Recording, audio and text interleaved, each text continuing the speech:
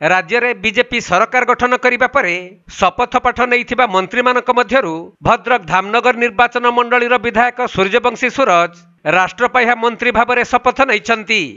तेबे दीर्घ 15 वर्ष पर धामनगर को एक मंत्री पद मिलिथिबारु बीजेपी नेता कर्मी तथा जनसाधारण मध्य खुशीर लहरी खेली जाइछि। एही परिप्रेक्षी में धामनगर तथा ओडिशावासी मंगल कामना पई सूर्यवंशी सूरज बाबा आखंडलमणि दर्शन करने विधिबद्ध भाव में व्यवस्था करा जाइथिला, जहाँकि एक विजय उत्सव आधार में जातीय राजपथ 16 धामनगर छकरू एक शोभायात्रा बाहरी धामनगर बजार राधावल्लभपुर कुठार धुसुरी और बेताली गाँ आदि विभिन्न छक बजार देई एही शोभायात्रा जाउथबा समय रे तांको भव्य स्वागत संबर्धना करा जाइथिला। निश्चित भाव में ये गोटे अविस्मरणीय मुहूर्त मो मो परिवार पाखक फेरुची।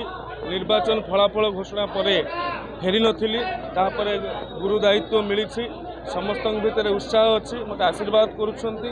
राज्यर जो दायित्व अच्छी ताहाकु निभाइबा बाबा आखंडलमणि आशीर्वाद कामना करी, आज भद्रकाली माँ आशीर्वाद करी। यही अवसर में समस्त सहयोग कामना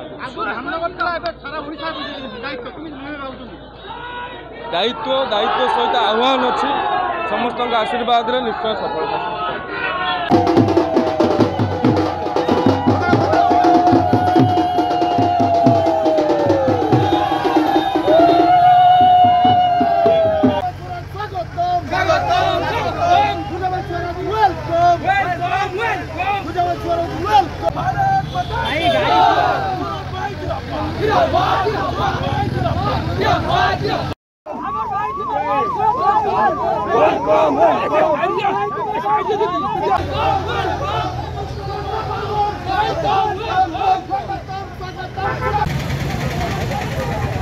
भद्रक जिला धामनगर विवेकानंद पंडा रिपोर्ट, कोणार्क लाइव।